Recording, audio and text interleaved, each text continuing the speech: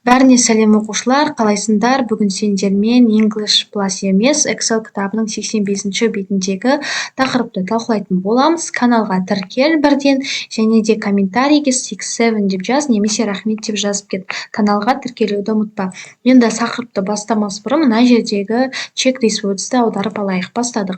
Set of түсу, look forward to асыға күту, shortcut қысқа жол, get stuck тұрып қалу, батып қалу, wrap up орану, қымталыну, lonely жалғыз, snowmobile қарда жүзетін мотоцикл, снегоход, survive аман қалу, injury жарақат, patience шыдамдылық, survival skills тірі қалу дағдылары деген сөздер саған берілген екен.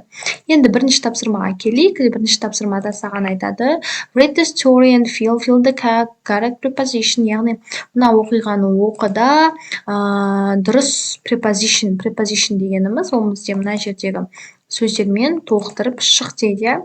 Енді мән беріп қарасаңдар, бұл жерде жартысын мен берген жоқпын, тек қана бірден 5-ке дейін бердім, қалғанын өзін орында.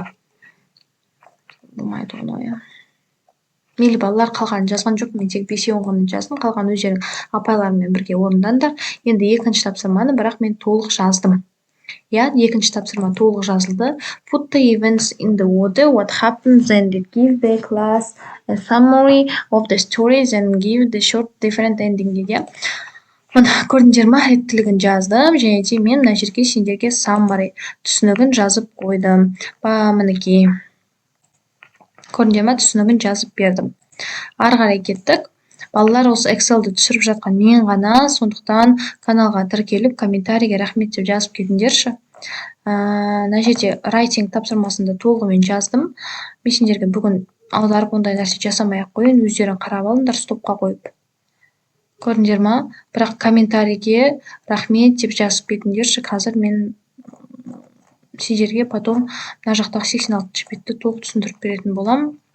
Goodbye, have a nice day.